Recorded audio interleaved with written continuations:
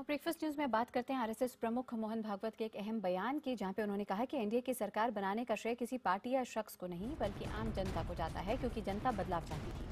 भागवत ने कहा कि लोगों को वो सरकार मिली है जो उन्हें मिलनी चाहिए। उन्होंने कहा कि कुछ लोगों ने जीत का श्रेय पार्टी को दिया, जबकि कुछ दूसरे लोगों ने किसी एक व्यक्ति को जीत का श्रेय दिया, लेकिन वाकई में ये बदलाव तब हुआ जब देश की जनता ने इसका फैसला किया। हम आपको बता दें कि शनिवार को बीजेपी राष्ट्रीय परिषद की बैठक में प्रधानमंत्री नरेंद्र मोदी ने बीजेपी अध्यक्ष को मैन ऑफ द मैच बताया था। भागवत के बयान के बाद कांग्रेस ने बीजेपी पर निशाना साधा। पूर्व सूचना मंत्री मनीष तिवारी ने कहा कि बीजेपी और संघ के बीच तालमेल नहीं है, तभी प्रधानमंत्री एक व्यक्ति को श्रेय दे रहे हैं और संघ देश की जनता को। दोनों के बयानों में विरोधाभास है।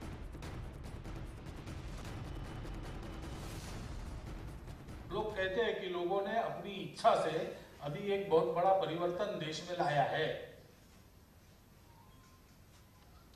लेकिन किसने लाया है? लोगों ने लाया है अपनी इच्छा से। लोग नहीं चाहते तो वही लोग, वही पार्टियां आगे नहीं आ सकती।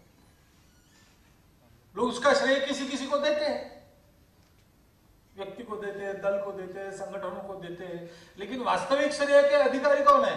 अपने समाज के सब सामान्य लोग। उनके मन में था, उन्होंने किया। इसके man of the match Shri Amit भाई शाह थे, और शायद अमित भाई राष्ट्रीय टीम में ना आए होते, उत्तर प्रदेश का उनको प्रभार न मिला होता, तो शायद देश उनकी शक्तियों से परिचित नहीं हुआ होता। और हमारे राजनीतिक संपादक पल्लवी घोष इस वक्त हमारे साथ है इस अहम खबर पर। पल्लवी, यानी कि मैन ऑफ द मैच देश की जनता है।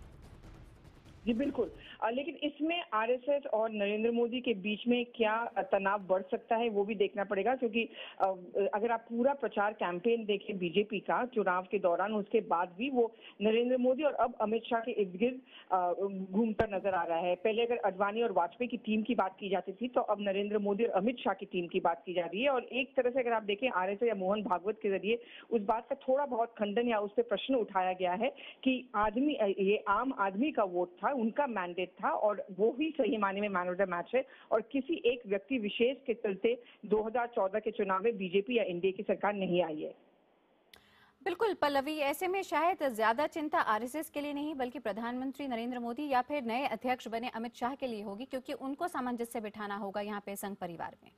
देखिए, अमित शाह को हमेशा से आरएसएस के करीबी माना जाता है, और उनको अगर अध्यक्ष बनाया गया है तो कहीं ना कहीं आरएसएस की सहमति भी हुई है। अब दिलचस्प बात ये देखना होगा कि क्या कोई खंडन आता है आरएसएस की तरफ से इस बयान पर है या नहीं। लेकिन अगर आप नरेंद्र मोदी प्रधानमंत्री का कामकाज का स्टाइल देखें तो वो काफी इंडिविजुअलिस्टिक माना जाता है कि उनके इर्द गिर्द होता है, चाहे वो सरकार के काम में हो, चाहे वो बीजेपी के कामकाज में हो।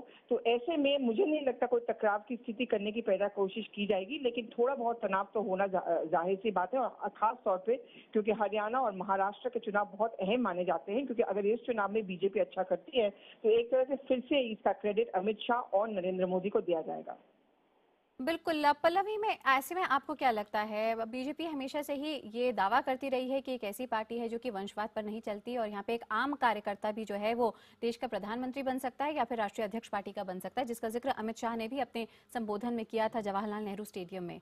ऐसे में क्या आपको लगता है कि ये बातें सिर्फ बातें हैं या फिर इसको डिफेंड करने की कोशिश की जाएगी? देखिए, इस बात से कोई इनकार नहीं किया जा सकता है कि अगर आप सरकार की माने या अगर आप बीजेपी की कामकाज का भी माने, उसमें नरेंद्र मोदी का स्टैम्प पूरी तरह से लग गया है। वो जो कहते हैं वही होके रहता है, और ये बात तो कहा भी जाता है कि नरेंद्र मोदी हर मंत्री से खुद फोन पे बात करते हैं, रहे उनको पॉलिसी का मार्गदर्शन देते हैं, उनको बताते हैं कि आपको ये पॉलिसी या क्या नीति अपनानी है। ये इस तरह का कंट्रोल दिया जाता है। लेकिन अगर आप वंशवाद की बात करें तो ये प्रधानमंत्री के ऊपर फिट नहीं रहता है, और प्रधानमंत्री खुद हर भाषण में ये बात बोलते हैं कि मैं भी एक आम आदमी हूं और मैं किसी वंश के बिलोंग नहीं करता हूं, और इसीलिए वंशवाद वाला आरोप जो कांग्रेस पार्टी पे लगता है वो कम से कम भाजपा पे नहीं लग सकता। जाहिर तौर पे, और इन्हीं तमाम बातों और मुद्दों पर खरे भी उतरना होगा, क्योंकि आरएसएस के मोहन भागवत की तरफ से ये बयान जाहिर तौर पे चिंता पैदा करने वाला जरूर है, लेकिन ये पूरा का पूरा मामला ठंडे बस्ते में चला जाता है, इस पर कोई आगे प्रतिक्रिया नहीं होती है या फिर यहाँ पे कोई सफाई सामने आती है।